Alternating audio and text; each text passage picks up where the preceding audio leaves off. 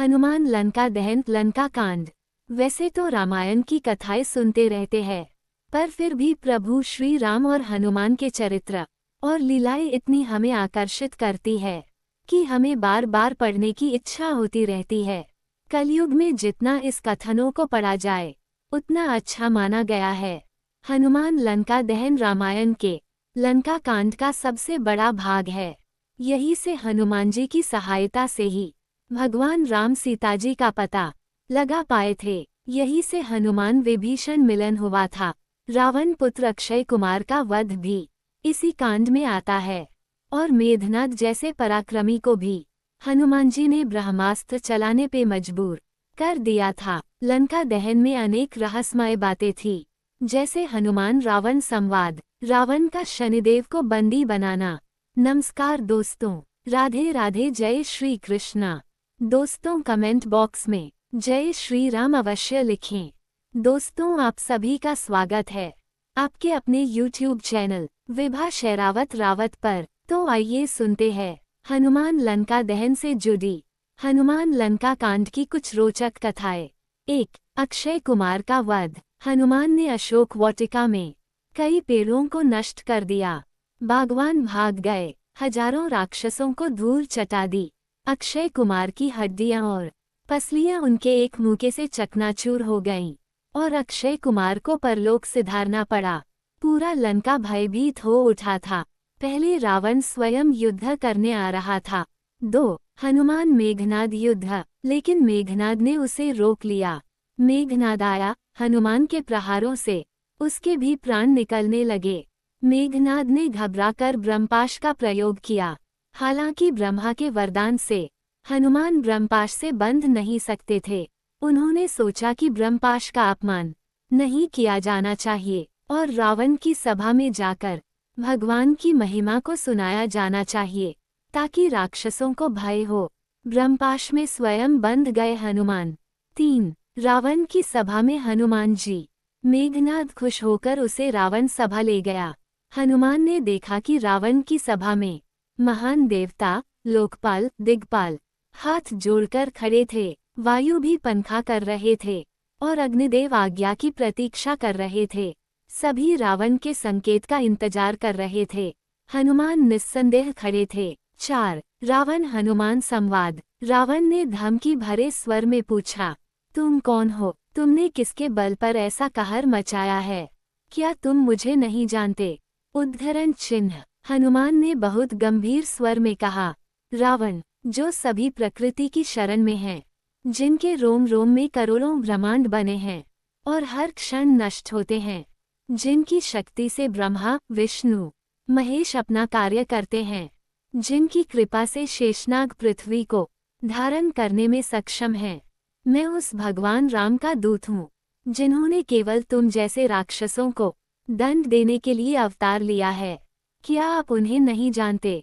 क्या आप जनक के धनुष यज्ञ में खिलौनों की तरह धनुष को तोड़ने वाले को भूल गए, जो धनुष आपसे हिला भी नहीं था? क्या आप नहीं जानते कि जिसने 14,000 की सेना के साथ खरदूषण और त्रिशिरा को अकेले ही मार डाला? क्या आप उस बाली को नहीं जानते, जिसने आपको बगल में 6 महीने रखा था?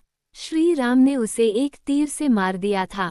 रावण, आप उन्हें भूल सकते हैं, लेकिन वे आपको नहीं भूल सकते, जिसकी अनुपस्थिति में भेष बदलकर उनकी धर्म पत्नी को चोरी कर ले आए हो।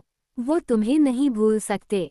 मैं उनका दूत हूँ, मुझे बेहतर जान लो, क्योंकि अब समय नहीं है। अब उनके बाणों से लंका वीरान बनने वाली है। आपके इन सभी साथियों का नामो निशान नहीं रहेगा। हनुमान की निर्भय आवाज सुनकर राक्षस कांपने लगे। उनके मन में डर बैठ गया कि वे युद्ध में भी राम का सामना नहीं कर सकेंगे। देवगण मन ही मन खुश हुए। रावण ने हनुमान की बातों को अनसुना कर दिया। हनुमान ने फिर कहा, मैंने भूख से फल खाकर कोई अपराध नहीं किया है। झाड़ियों को काटना मेरा स्वभाव है। मैंने खुद को उन बुरे लोगों से बचने के लिए संघर्ष किया है, जिन्होंने मुझे मारने की कोशिश की।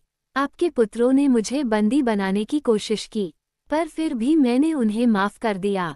पर तुम मुझे सुनो, बस एक बात मान लो, मैं विनम्रता पूर्वक बात करता हूँ। मैं प्रेम पूर्वक तुम्हारे हित के लिए बोलता हूँ। रावण, जिनसे काल भी भयभीत रहते हैं, उनसे वेर करके तुम बच नहीं सकते। तुम जानकी को लौटा दो और प्रभु की शरण में आ जाओ। परम दयालु प्रभु तुम्हें क्षमा करेंगे। वे समर्पण से सभी अपराध को भूल जाते हैं। तुम उनके चरण कमल का ध्यान करके लंका के राज्य का आनंद लो। आप उच्च कुल के हैं, आपके पास बहुत धन है, आप एक महान विद्वान हैं, और आपके पास पर्याप्त शक्ति भी है। गर्व न करें कि आपको ये सब मिल गया है। ये 4 दिवसीय चंद्रमा है। आओ, भगवान के सामने आत्मसमर्पण करो।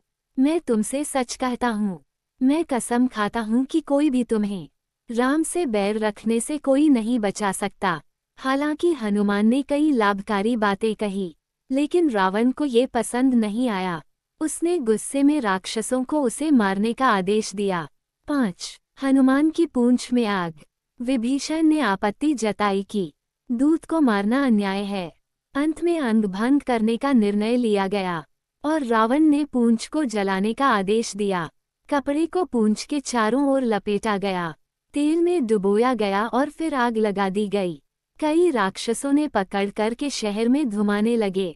बच्चे ताली बजाकर हंसने लगे। हनुमान का मानना था कि लंका दहन करने का ये सही मौका था। उसने अपनी पूंछ पटक दी और सभी राक्षस अपनी जान बचाकर भाग निकले। 6. हनुमान जी ने कैसे लगाई लंका में आग।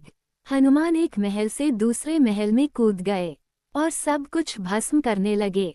वायु ने मदद की। अग्नि अपने मित्र वायु के पुत्र का साथ दिया। लंका जलने लगी। कई यंत्रों को नष्ट कर दिया। प्रवचन के स्थान भस्म हो गए और सोने की लंका जलने लगी। पूरे शहर में कोहराम मच गया। सभी अपने घर, बच्चों, महिलाओं और बुजुर्गों के साथ भाग रहे थे। 7. रावण ने शनि को बंदी बनाया। कहते हैं कि शनि देव को लंका में एक कालकोठरी में कैद किया गया था।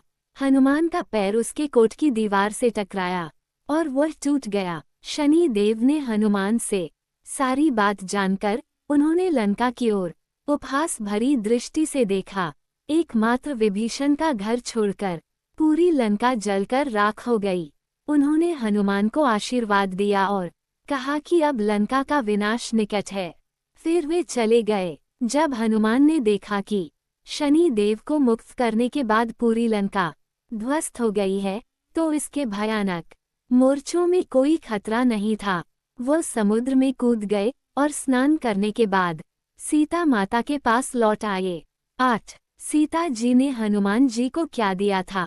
माता सीता ने उन्हें भगवान को देने के लिए एक चूड़ामणि दी और उन्हें जल्दी से जल्दी अपने उद्धार के लिए प्रभु से प्रार्थना करने के लिए कहा। हनुमान उन्हें प्रणाम करते हुए दहाड़ते हुए हनुमान वहां से चल पड़े। 9. लंका से लौटे हनुमान जामवंत, अंगद आदि एक पैर पर खड़े होकर बिना कुछ खाए हनुमान की प्रतीक्षा कर रहे थे। हनुमान की दहाड़ सुनते ही सभी ने कार्य संपूर्ण होने का अंदाजा लगा लिया और आगे बढ़कर उन्हें गले से लगा लिया। वह सब रास्ते में खाते पीते मधुवन को उजाड़कर वे सभी भगवान राम के पास पहुँचे।